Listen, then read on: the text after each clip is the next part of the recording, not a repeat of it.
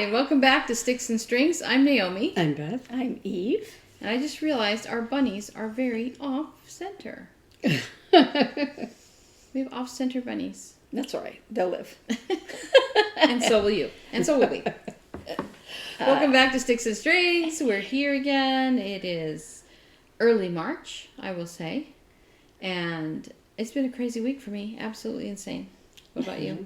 I haven't even seen you people. There's been some interesting things that happen. Well, you're going first, Eve? Yes. Okay. Firstly, those are both free patterns. I stitched those and finished them, I think, about a year apart. I'm not positive. But I couldn't tell you where I got them. Oh. I think the bunny over there. This one? Might be a tiny modernist pattern, but I'm not positive. Because yeah, I've seen that periodically before. I go and look for patterns. And I know that I made a change to that pattern. Couldn't tell you what the change was. And it called for just like I think a regular DMC, but I used a variegated DMC to give the bunny more, I don't know, interest. But, or maybe I used a fancy floss. Cute. I don't know. Anyway. Do you have any lotion? I forgot my lotion. Yeah, we both always have lotion. I thought that was one of your favorite things. It was, but I gave it all away. Okay, so I'm going first. So when Beth was talking and Naomi was talking last week about their attic buys, I forgot to bring mine here. And this is what I got. I still didn't bring mine. This is what I bought at the attic when we went to the attic. And this is, I know I do a lot of Erica Michaels patterns. I know I do. A lot of berries. You're a berry brain. I'm actually not working on the berry on this. So this is Erica Michaels' Happy Hanukkah. And I believe my sister Naomi has mentioned that her husband is Jewish. And so not only do I have that pattern, I have a new start. Yay. And it's actually stitching up. I was wondering what that, when I saw you working on it, I thought, what pattern is that she's working? It's actually stitching up pretty quickly. I was having the same issue with the called for, I didn't have the called for Classic Colorworks. So I was going for the DMC alternative. And this is the color that it said was the DMC alternative. Is that the one we bought the other day? Oh, I bought them both. And I said, this looks like more of what, now I didn't have the pattern with me. I just had the pattern, the thread number, but I picked this one also because I said, that looks more like the picture to me, right? So then I took it home and held both of them up to the picture, and the one I thought it was. Yeah, I was gonna say. So if you can't tell by some of my finishes and some of the patterns I choose, color is important to me. And I think that's one of the reasons I was getting kind of annoyed with the moose, with the DMC alternatives looking nothing like the picture. And it could have been lighting on the photo. That's why the turtles bothered you so much. That's why the turtles bothered me. And so I had just picked this. Now I have a very good color memory. Not name of the color, just what the color looks like. And so when I was there, I just was looking at all the blues, and I picked one that I thought looked like the picture, and it is very different. Very, very different. So this is what I'm using. And I plan to give this to my brother-in-law for his birthday in May. I might give it to him in June or, September. But or you could save it for Hanukkah. That's like me. This was. Yeah. Yeah. So in 25 years I'll finish this. I'm also working on Primrose Cottage Stitches. I couldn't remember who did it. Fresh lemonade. So And it is a cute pattern. And, you know, you kind of can't see it because the pillow curves around what's going on with this lemon. And so it wasn't until I was examining the pattern, I'm like, ow! So there's a big lemon, and then there's a slice of lemon, and then there's little lemon drops going up. Oh. I was like, oh, that's what it is. I was like, what is that? No. Oh, well. So, Squirting you in the eye. and so I'm hoping to finish this while it's still spring, so that my lemon cat isn't lonely. He's over there. you don't have a crochet hook nearby, do you? I do. Can I borrow it? I dropped a stitch. I'm freaking out. Thank you. So, shocked, huh? So here's where I am. I'm almost finished with the word fresh. I've got 3 lemons almost done. They just need white. But I realized when I had like 1.5-ish done here, and I looked at it as I was going through, I was like, there's something just not right about that. And I left off a whole row in the lemons.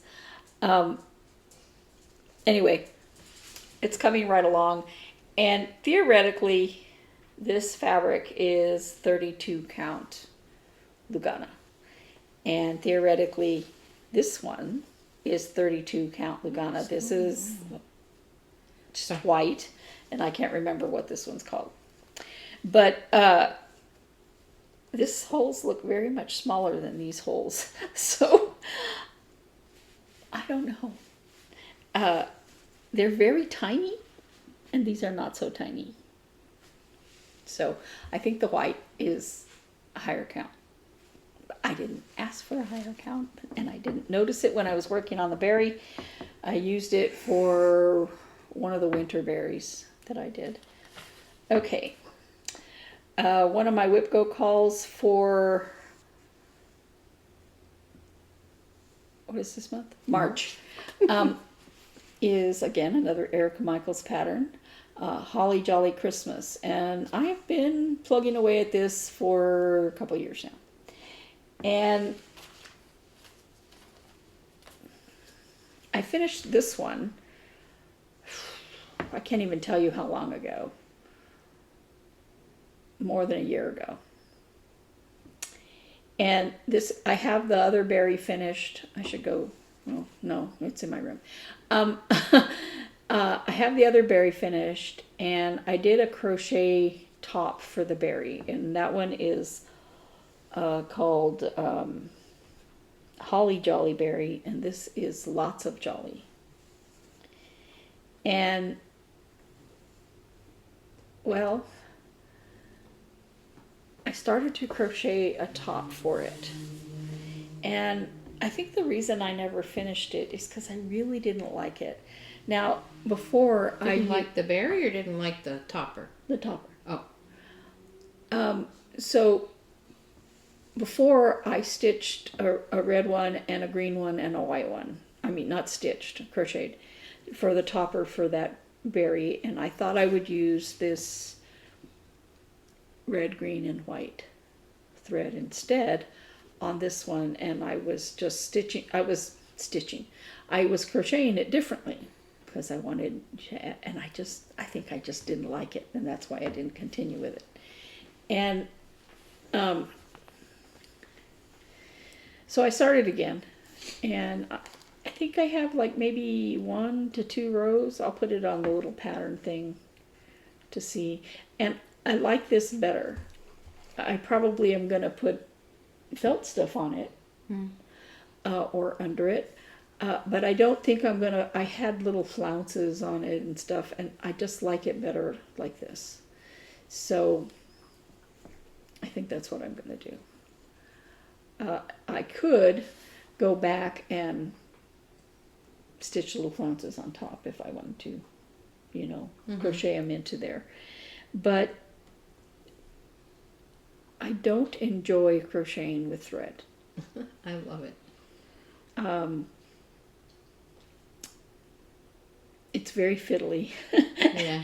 And it's very, this stitches are very small, so sometimes it's very hard for you to go, where am I? Is that 2 across? How many have I done? Yeah. So what I've been doing is trying to work on it a little bit at a time each morning. I haven't worked on it each morning, but I'm trying. And then I'm also working on this part, which is the only part I haven't finished. And I am here. So as I was going down this giant ball here, I realized that the Y is going to go into part of that, and I thought it'd be easier if I just went ahead and got it in, put in the Y. And so I'm looking at it and I'm stitching it and going, okay, that Y is not right. No, I was about to say, and it's in the wrong place. And well, that's not it. It's just the little bowl of the Y is 1 stitch too short. And I thought about it, and then I said, I don't care. And I think there's some other issue, like with the little ornament, like whether it's up or down, but side to side and all that and everything fitting, it's fine, and I'm just not going to change it.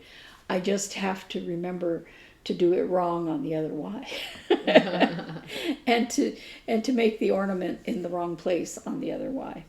But those are minor things. So I'm plugging away at that.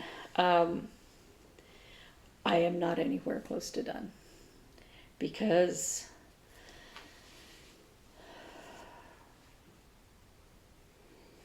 that word Christmas, that's going to get me. I know a lot of people say that stitching...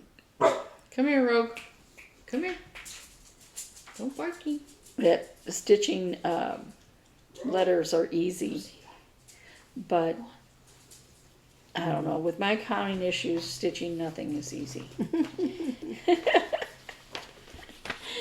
And then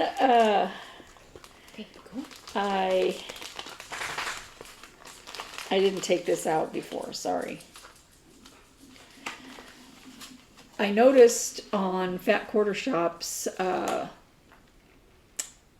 Flosstube showing all of the cross stitch patterns that they picked up at Market, which was a very bad thing for me to do, to watch that video. However, I noticed that Hands-On Design had come out with another one of these. I think it's blackberries. I don't know. Yeah, I saw it. And so I said... And I thought about showing it to you, and I thought, I better not. So I told myself that... Says to myself, I says. Yeah, that you will not buy another one until you have finished the 2 you have. You do not need... It's not like she's going to stop selling them if I don't run out and get it right away. You like having them all, so that you can... So you can pet them. Right. But that's Nice just money sitting there. So this is Hands-On Design, Strawberry, the Berry Basket. And this is how far I've gotten. Okay, I know you can't see it. This is how far I've gotten. It doesn't... I'm dropping it. It doesn't look like a lot more, but it is. I've started adding the... there's Smyrna crosses that are the centers of the strawberry flowers right here. So I've added a couple of those, and you can't see underneath this topper, but there's little brown specks. So after I finished the dark green, I went back to... I don't think I finished with the dark green. I think I ran out of thread and have to do some more on that one row. But I'm not going to worry about it right now. Anyway, I am maybe about halfway done. Okay, maybe not. So it might be some time before I can buy that third berry pattern. And if I know myself, sometime in the future, I will go to the attic and I'll buy it anyway. But I'm trying not to. And then lastly, stitching Mommy's temperature turtles. And we have had a delightful week, weather-wise. We did have rain, but it wasn't cold. It was cooler. Cold. It was cooler, I got but it cold downtown. It was cold. yeah, it was 60 degrees ish Felt so when much cold. when it was raining, but it warmed up. So I was cold. here we are. March. It doesn't look like it, but there are 3 different colors in that. So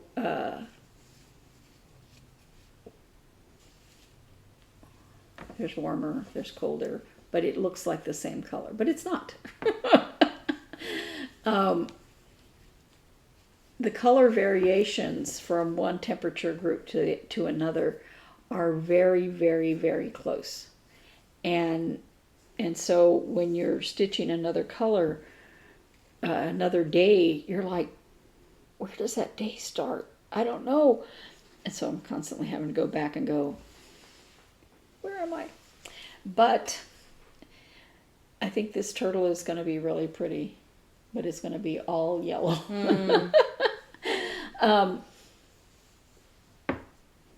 The weather has just been so weird in that it was getting up to, I think what it was, 81 and then down to, 60. And you're going, what the heck is going on here? I thought we were on a warming How trend. do I dress? I don't know. The other day, the day it rained, I just wore a thin shirt and threw my sweater over because I was late. I didn't look at the weather. I didn't have my umbrella. I didn't have a raincoat. And it was so cold and stormy downtown. I'm like, what's happening? Yeah, and every day I've had to look at what the temperature is outside just to see if I need to wear a sweater or a jacket. Now it's back up to 74 today, right? But when Beth and I went grocery shopping on Wednesday, it was beautiful out. Yeah. And I took my sweater, and Beth didn't. And I said, yeah, but it's always freezing in the grocery store. Yeah. So by the time we came out of the grocery store, she was a popsicle, and I was comfortable. You need your outerwear for inside the grocery. Yeah. Anyway, that's all I've done. Are you done? Yes. You going second? Yeah. So I'm working some more on the border of the owls. So there I am. Still working on that. Show the pattern, because I have to put the pattern in. You never show it. There it is. This is by Jennifer Nilsson for Dimensions.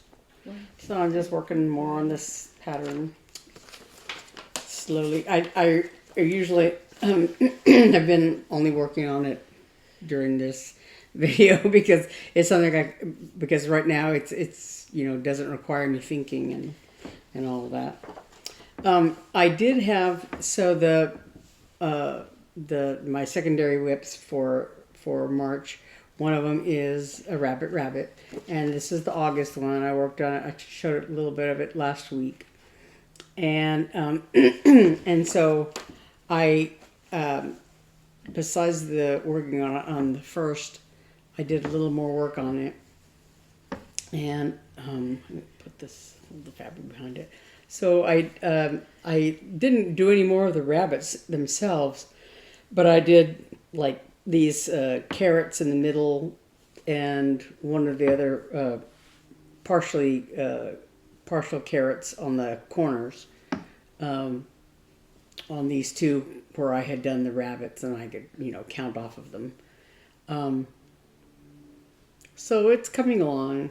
I didn't do the rest of the frond on this carrot here, but I worked on that just like, I don't know, one more day or something like that. And then the one WIP-GO pull, the number one, I think, that have been working on is this Nuit de Noël by Collection Sha-La-La. It's all in French, so I'm kind of like, the colors themselves are, listed in English. They're Gentle Arts colors. On the back of the pattern, they're in English. But there's an inside page that has the symbols, and so I don't know what the French sentence is, and then the color is, at the end. So I'm happy to go, okay. And I don't have it's not in there. But so when I started this, I just had like 3 lines down here. And so I did all of the upper part of the red on the Santa, and so I just have like a lot to go on the bottom half. It's a big giant Santa robe. So there's several rows to go here, but I did this little branch of evergreen or whatever he's carrying. On the back, and there are some DMC colors for like this. There's a little this is his little pack that he's carrying, and the colors for his face and stuff like that. But so it's just that I've done more on, and I think I have 2 more days to go to meet the goal on this. So I think I'm going to do, I hadn't looked up all of the DMC colors that are on this chart until last night. I have, I think I got this from my dad, but I have like a wild hair issue. Like if I think about, I need to do that, and then I'm like, I was up all night doing it, and I was looking for something. I'm gonna do a giveaway on my channel, and I realized I forgot to look for this particular chart, and there are others that I was thinking about giving away in the future, and so last night I was looking for this one chart, and where I thought it was, and I was going through there, and I was like, I'm going to give this one away, and this one away, and this one away, and it wasn't in there. It's the one that she was doing, the rabbits. What is it? Carrots and eggs. Carrots and eggs. I forgot to tell. I have a finish on it. Rabbits, carrots, and eggs. Yeah, and so so I thought it was in my big notebook of charts, and it wasn't in there. But there were a few others that, several other things in there that I decided that I was going to give away. But the rabbit's pattern wasn't in there. So I thought, it could be here or it could be there. And so I, went to go look for it. And while I was at it, I thought, I need those DMC threads. So I was doing all this stuff at 5 o'clock in the morning. So yeah.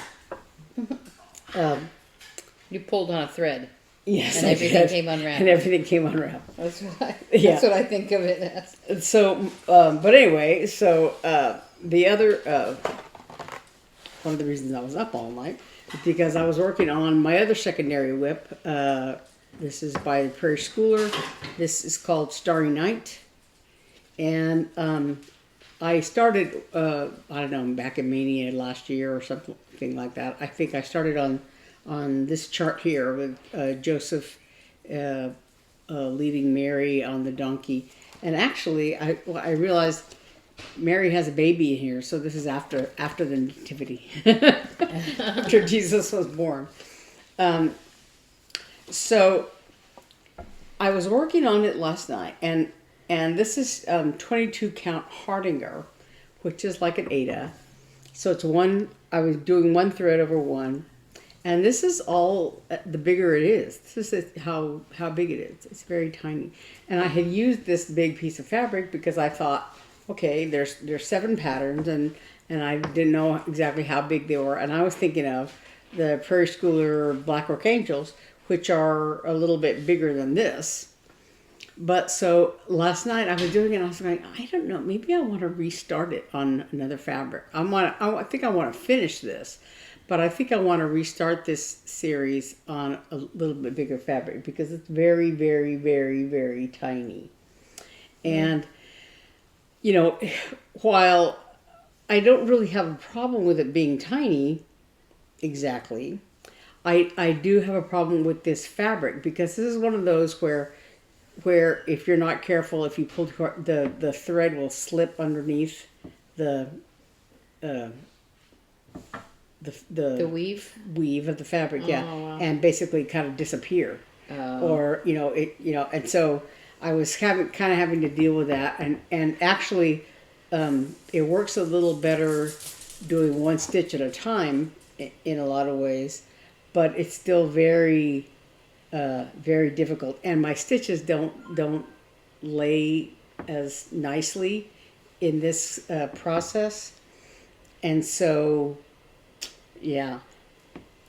So as I was doing it, I mean, I'm very far along in this particular pattern, but I'm thinking I kind of want to redo it and a little bit bigger and a little bit different fabric, just because it's kind of,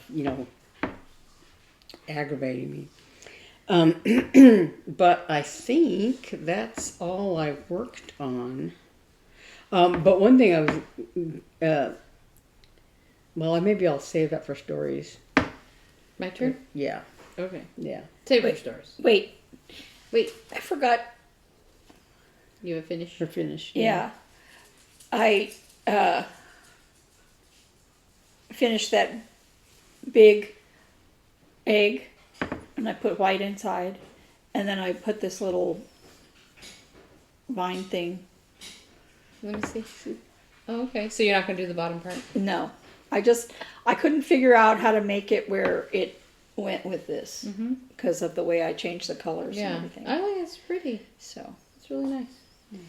My turn? yes. Yeah. Okay, where to start? Well, as you recall, I had the failed socks.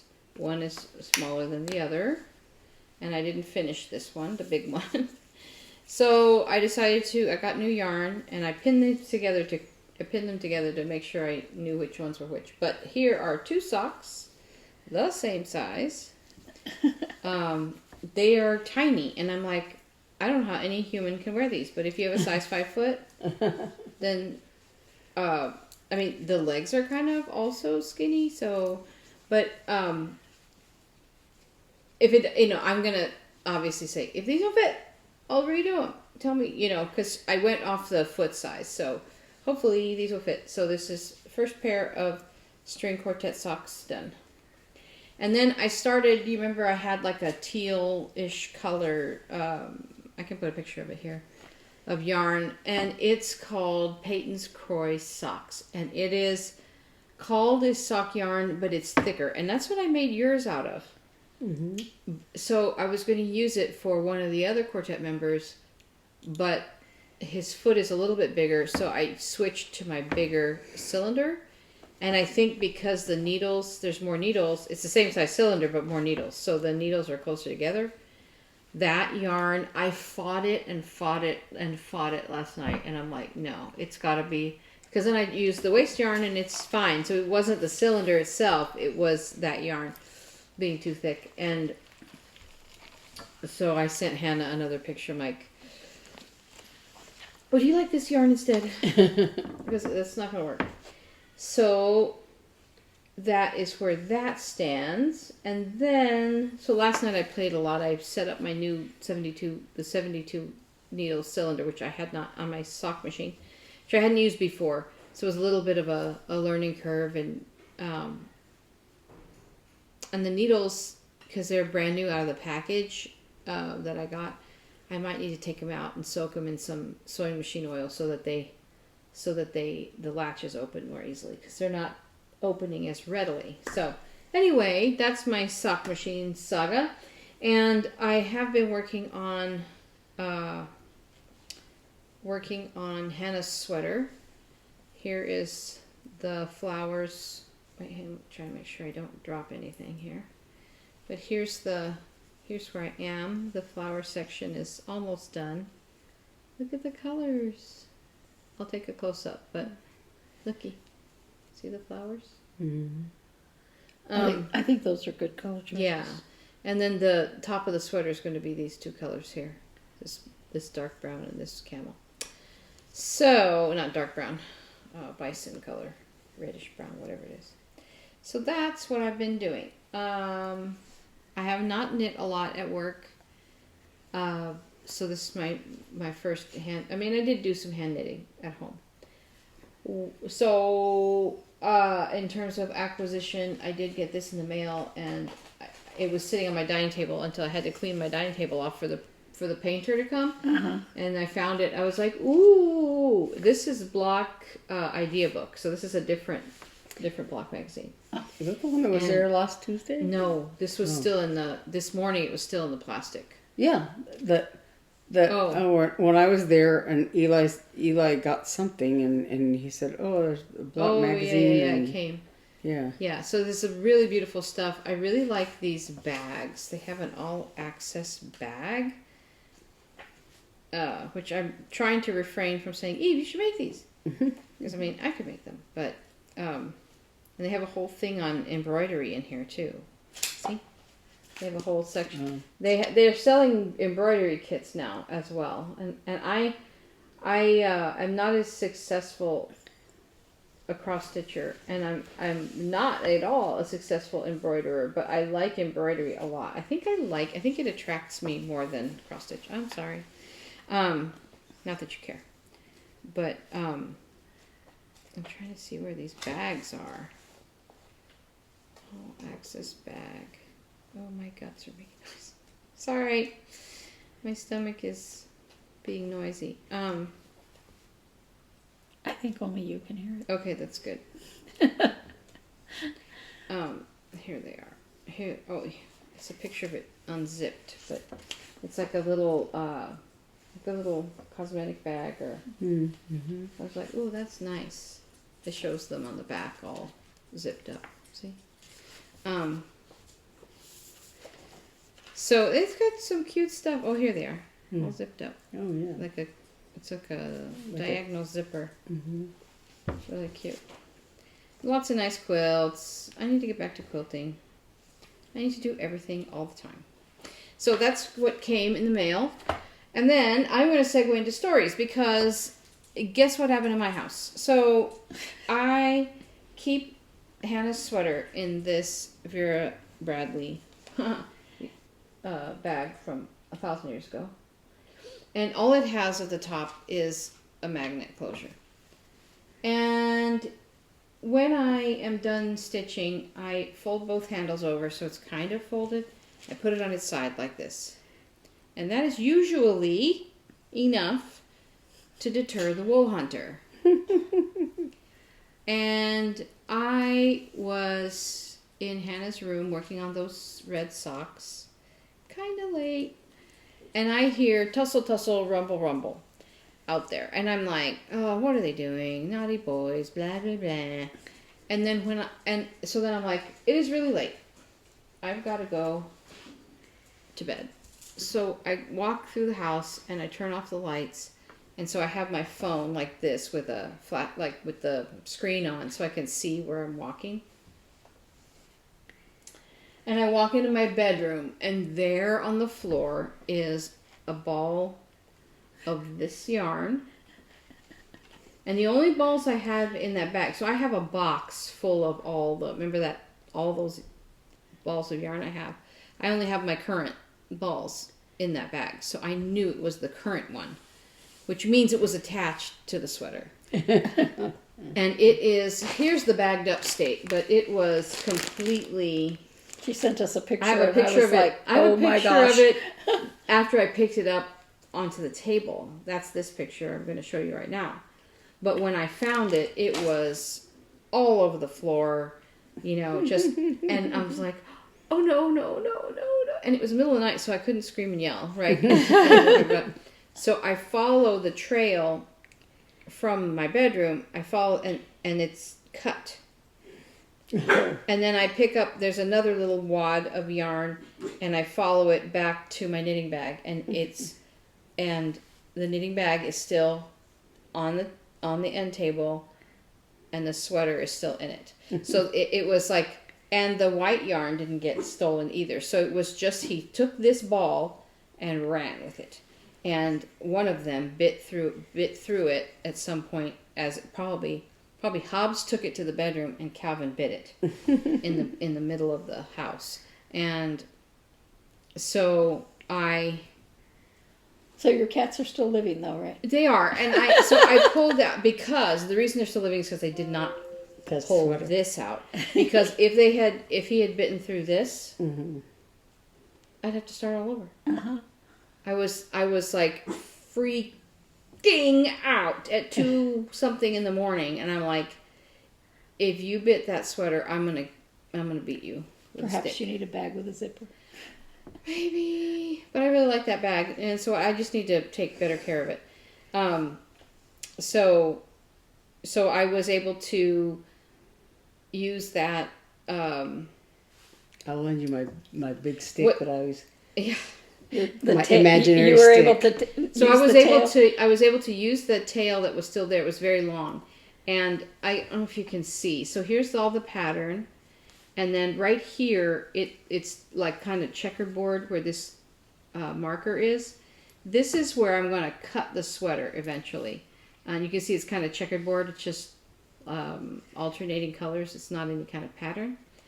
So that's kind of where you can see on the back, here's all my ends from the color changes. So I was able, it was enough yarn, actually it was more than enough, to knit all the way around to this middle section.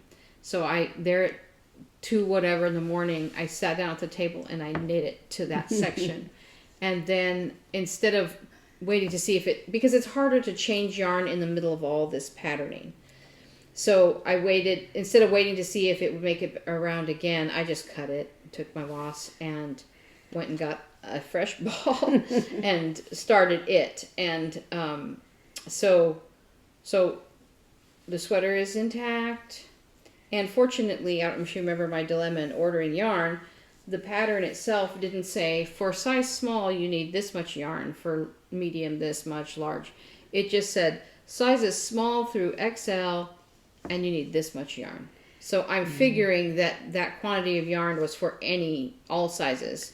So I'm figuring I have plenty of yarn.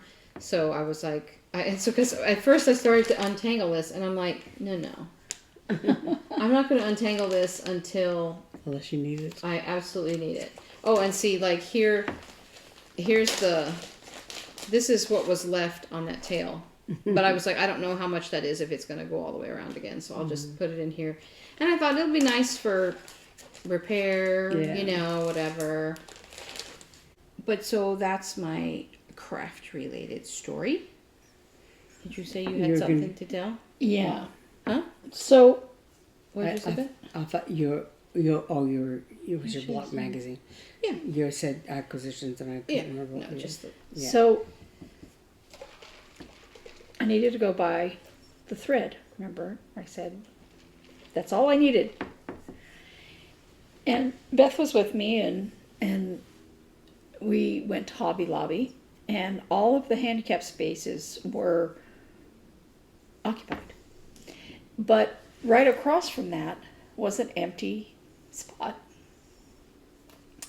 And I pulled in there to park better than I normally park, okay? Because my parking is usually atrocious. And we went to get out, and I looked, and I was actually in the middle of the spot. I was like, hey. And then as I was getting out of my car, there was a man, there was actually 2 men, that were going to load the back of that car. And he goes, why did you park there? And I didn't know what he was mad about. Because it's America. And Is it's it a parking lot. space? And I was going in the store. And, I Where had... was this? Hobby Lobby? Hobby Lobby. I had already started to And you're eat. like, why are you at Hobby Lobby, man? I had already eased out of the car. And he goes, how am I supposed to get in now? And I said, well, I'm fat and I was able to get out, but he kept yelling, And cussing. why did you park there? And he was calling me all kinds of names, and And saying, "You're what's wrong with America." Yeah. and I was like, and You meanwhile, kidding the other man that was with him, and I suspect that was his father, and maybe he was mad because some woman sent him to Hobby Lobby because they were buying greenery. They were buying like an artificial tree or Oh something. my gosh. I just saw a bunch of greenery sticking out of whatever they had it in, and the older man was unlocking the back door, and he's like this. Oh my god. And as I was leaving, I said, "Do you enjoy traveling with him?" And I just walked away, right? And after I walked away, I went, I should have taken their license plate, because he was that mad. Yeah. And She was afraid he was going to scratch the car or something. purposely bang the door into the car. Yeah. And I was like, what on earth are you getting angry about? It wasn't like I parked like this. I wouldn't have been able to get out either. Right. Well, and it was a spot. Yeah, and the car on the other side was like crooked and like this, and so because I thought when we were getting out, I thought, well, maybe she should have pulled forward. It would have given him, But still. maybe would have given him some more room. I don't think it would have, but he was his truck was inside the lines, and our vehicle was inside the lines, and the car on the other side was mostly inside the lines. But I thought, well, if she had pulled forward, because of the way this other car was, I wouldn't have been able to get out. Right. Because it was crooked. Because the back end of that car was had driven through or something, or backed into the space or something. And so their rear end was on the line. And so I thought, there's, all of us could get in and out of the vehicle. Nobody was trapped. Yeah. And I was just like, if being able to have a space beside you was important to you, to get in and out of your Go car, park at the end of the parking you lot. go park at the far end of the parking lot. Mm-hmm. I know a lot of people that think their car is something special, so they want to park at the far end of the parking lot. Or they Yeah. park over two spaces or something. Right. Yeah. But I'm like, what are you mad about? I pulled into a legal space in a public parking spot. I was not over the line. I was not Dang. in any way parked. Well, okay, I cannot park correctly ever, but the tail end of my car was maybe a little bit this way. But for me, being in the middle of the lines is a big deal.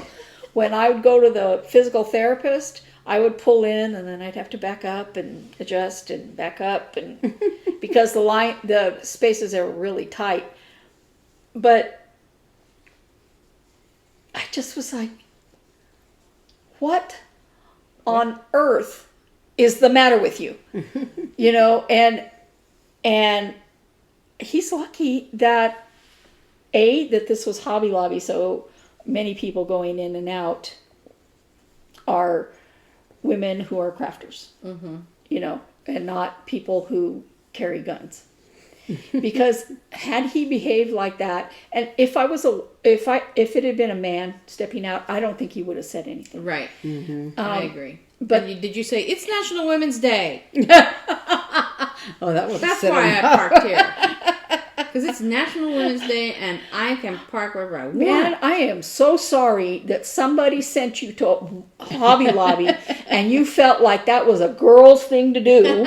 Or But something. yeah, I don't know what. He had to have been angry when he walked out to the car. It's like I always think about this, because I had a coworker kind of snap at me, and I always think about this scene in the Waltons, where John Boy comes in and he's angry and he's yelling and he's basically yelling at his mom. And his mom goes, John Boy, are you mad at me or am I just convenient? And I was like, yeah, people bite people when they're pressed. You know what I mean? They just bite whoever's nearby if they can't control Like a scared themselves. dog. I just feel like this would be a guy that would do road rage just because he could. You know, and what did that other guy say when you said that? He didn't say nothing. He anything. kept his head down and he was completely quiet. And So that's a common occurrence. yeah, Obviously. so he was A, embarrassed, and B, knew he could do nothing to make him stop. He was probably afraid of him. But the thing is that when you, That's kinda scary. if beside my car there was a man with a gun, this guy probably would have been in some serious problem. And I'm like, okay, I don't know who you're mad at, but that person may have to put up with you. I don't. You know, and of course I just walked away. And I mentioned it to somebody in Hobby Lobby. But they were gone. I could see out the door that they were gone. That they left. Right. But I didn't call the manager and go, that person out there is a jerk. You know, I didn't do any of that. But that was the only thing I could think, is that he didn't want to have to go to Hobby Lobby. Well, yeah, like, what did he expect? For people to not park? Like, I know. And I'm like, I don't get why you're mad. Don't you puzzle about people like that forever? I said, what do you want me to do? Do you want me to just stand here? I'm not, you know, because I wasn't moving, you know. Yeah, I'm not moving my car, man. And I didn't want to get a space further away so that Beth would be closer to the door, right? But I was just like, what on earth is the matter with you? Wow. Yeah, it was so weird. Wow. You know, the other day, last week, I guess, you were talking about how the cat had stolen Mark's holy beeswax. Beeswax, yeah. Yeah. Well, I have a little thing of beeswax, a little canister, little tin that I bought. I think I bought it at the attic a few weeks ago. And I actually have a couple of beeswax waxers, and the other day I was looking for them a few weeks ago, and I don't know where I put them. I put them away. I made a mistake and put them away. and I don't know where I put them. Because I had thought at the time, this was a long time ago, I had thought, oh, I'm never going to use these. I don't know how What to are they use for waxing your thread? For conditioning your thread. Like some people use Thread Magic. Yeah, I use things that like on that. my. Yeah. I use that when I'm hand sewing things. Yeah, and so, you know, but I had never used them because I kind of felt like, you know, why would you put gunk on your threads if you're gonna, you know, wouldn't it come off on your fabric, blah blah blah. But then, not at this year's Jingle Ball, but a year ago, one of the designers was doing a meet and greet kind of call where you could ask questions and stuff, and she was talking about using thread conditioners and how to use them and what they, you know, and all this. And so I thought, okay, well, I'm going to do that. And then I didn't have anything at the time, and I like I said, I looked for those waxers and I couldn't find them. So anyway, a few weeks ago, some time ago, at the attic, I had bought this little tin of beeswax, and so I've been using it on the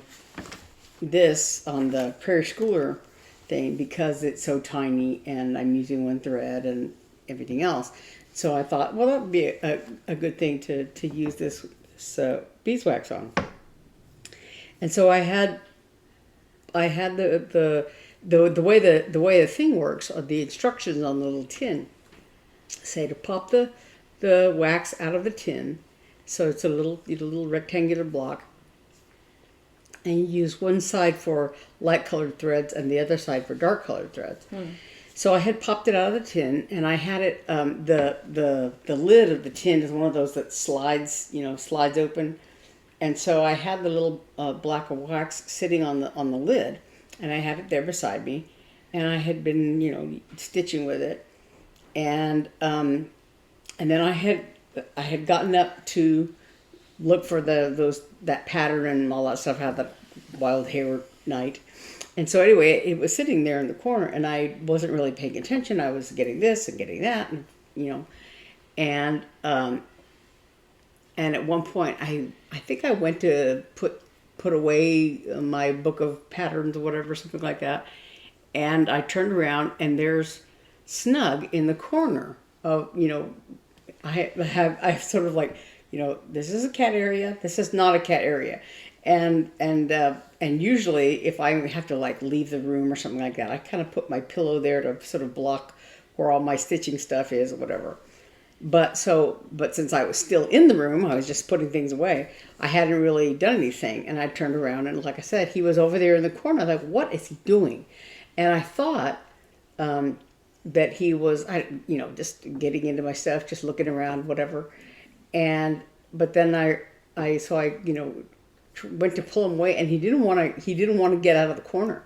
So I was like, finally, I just grabbed him and pulled him up, and he had my beeswax. He had been, I don't know, he had been sniffing it, tasting it, whatever, but it had like little things in, like I don't know if he had bit it or if he had clawed it or something, but it had little chunks, and I was like, oh yeah, because I remember you were talking about how I think they just like natural. Yeah, I think it just natural things.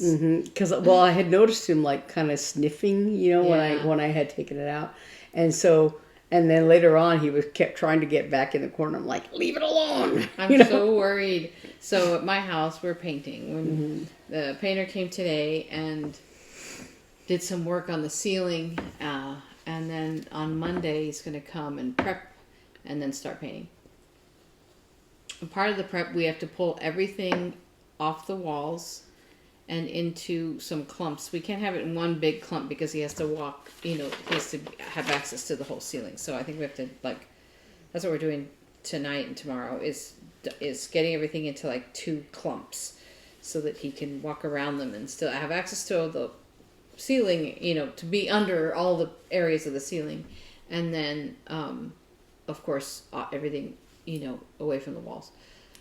And I need to clarify with him again, but I think what's going to happen is that on Monday he's going to come and he has to drape in plastic the whole entire house, because when he's going to spray the roof and it'll just rain paint down, and so it's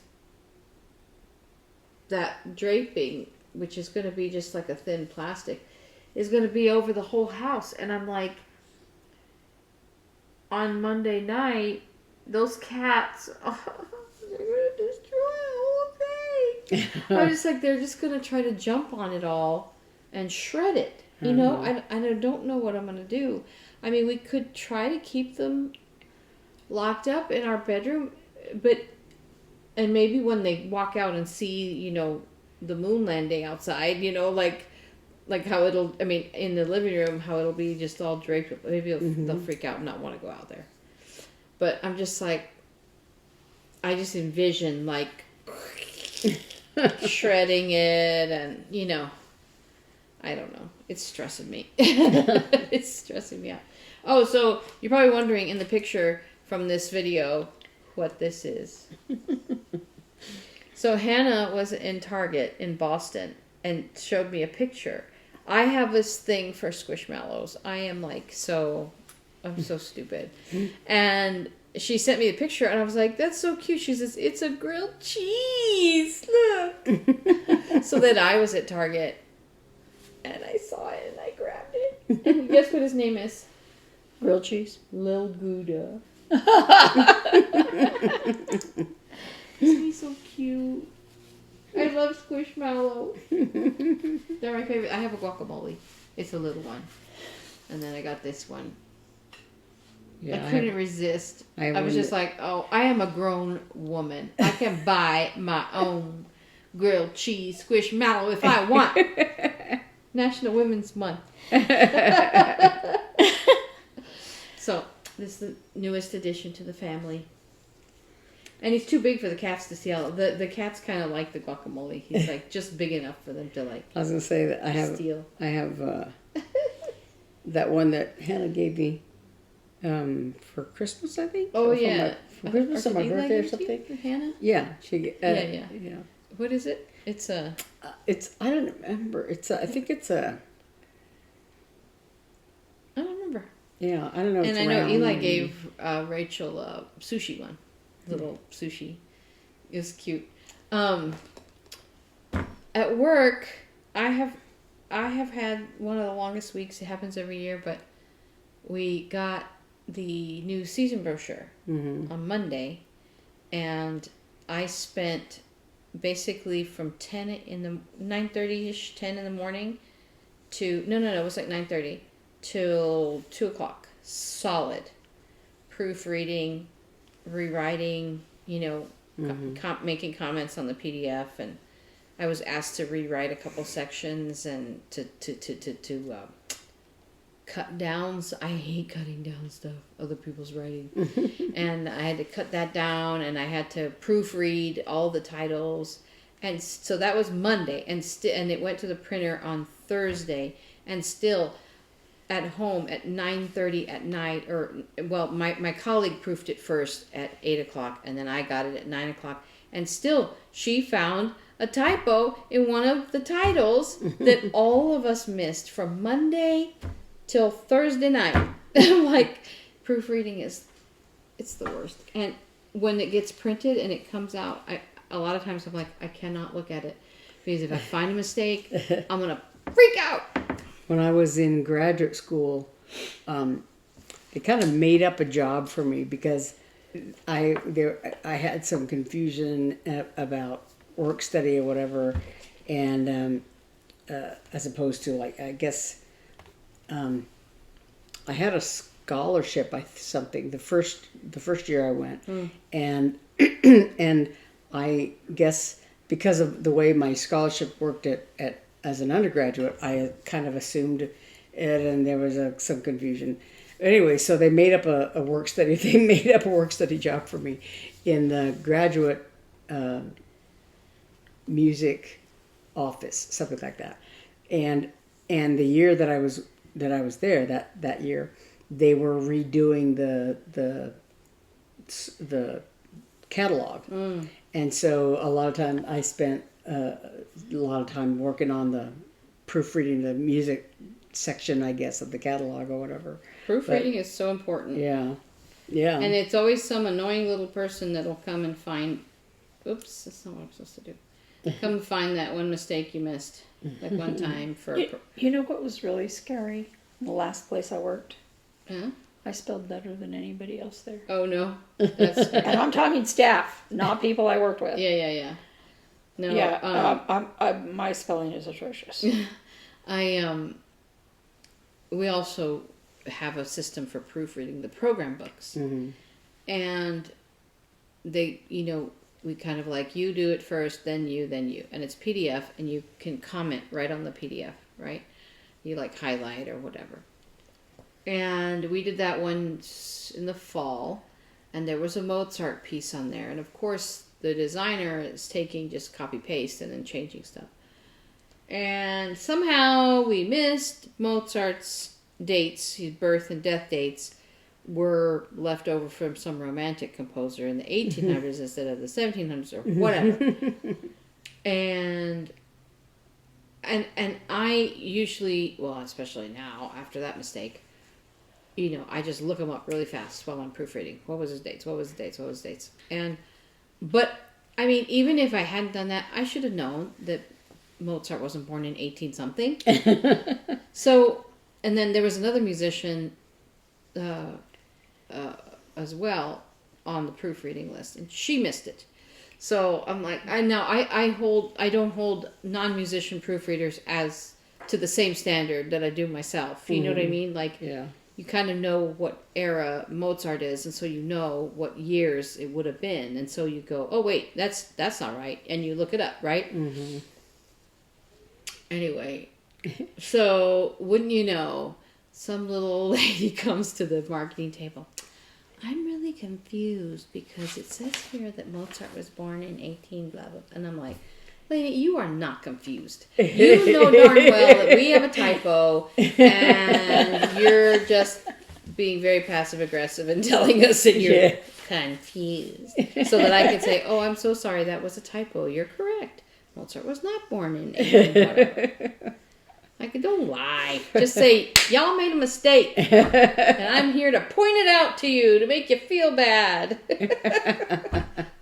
So, well, and the funny thing is that, dates aside, if your mistake is like omitting a letter or something like that, but your final thing is actually a word, spell checker won't catch it, and your mind kind of fills in what isn't there. Right. That's our copywriter looked at the same ad over and over, and it wasn't until back in the time when they made film of it, it wasn't until it was in film that she said, that should say public health, not pubic. Oh, no. and I mean, it was good that she caught it before it went out. It was probably essential that she got. No, you know, and it's like, the other thing is, like, I love to point out typos. Now, I love to find typos, and I'm always like, look at that. So-and-so who's a very big somebody made this mistake. Or, oh, there's a typo in your brochure. You know, like, I love finding typos. Because proofreading is my nerdy passion. And I don't get offended when someone finds one that I missed. I mean, I get internal, like, but I don't, like, yell at anybody or anything. But I wanted to say to that lady, like, did Mozart's birth and death dates being wrong, they were in two separate places, but they were only wrong in one place. I think they were correct on the actual program order, but they were incorrect in the program notes. And I wanted to say, like, did that diminish the enjoyment of the concert for you? That you were so confused because you didn't know when Mozart was born? Or are you just having fun pointing it? Like, come on. Oh, I like, think she keep it was to having yourself. fun. Laugh with your husband. Say, look at these idiots. They don't know what they're doing. But why do you have to come to the marketing table and point it? Like, if it was like, we put the wrong program order in the program and you didn't understand what pieces you were hearing, and so then you can get confused and come to the marketing table and be like, we're so sorry, that was a mistake, you know. You want a voucher. I mean, like, you know, but I'm like, so. I want grace to be given to me, but I don't give anybody else grace about typos, so. I am contradictory. I admit. But I'm just like, when that thing comes in the mail in a couple of weeks, I'm going to be like, Mark, if you see a typo in there, you better not say anything to me. It's like your friend that... Because I will cry. Clarinet player that... Oh, yes. My friend in college, talking about public versus the other. My friend in college... now this was a day before any computerized anything, and we used to it was a music school, to make posters. We had these books that, I don't know, maybe Mark bought one and everybody shared it. Like, it was like wood engravings of things, of like old painting, like old drawings, like from, you know, all different kinds of styles, illustrations and all that. So you could get angels and music and people playing instruments and all kinds of stuff like that, and alphabets. So to make a poster back in the day, you would photocopy that, and then you would cut it up and tape it onto your poster and then copy that. So then you had a poster. And so one of our friends played clarinet, and he was doing a recital, and he made himself a poster. And I remember we were sitting in a dorm room, someone's dorm room. It was like 11:30, 11:45, something like that. And somebody, I don't remember, maybe Mark remembers, if somebody came into the room or came in and told us that he was there and said, your poster says rectal, not recital. And he's like, I put it up all over the school today. So being good friends means running in at 11:59 when the school closes at midnight, 11:50 something, and the school closes at midnight, and you beg the guard, please, let us in. And we all went like this, all over the school, ripping down the posters, ripping down the rectal, clarinet, because it said not just rectal, but clarinet rectal, which I imagine would have been very painful. So I always use that as like my story of true friendship, because that's what true friends do. You don't let your friend put up a sign like that. That's what I always say. That you don't proofread your own work. No, because your brain will. You walk by the dead body too many times. Yes. You don't see it anymore. Well, with that, we will have to say goodbye because Rogue's here saying we have to say goodbye. Okay. Thanks for joining us again for another week. We'll see you next week, and we will be 1 week closer to our season launch. That's all I care about. It's like all I can think about. You guys have a great week, and we'll see you then. Bye. Bye.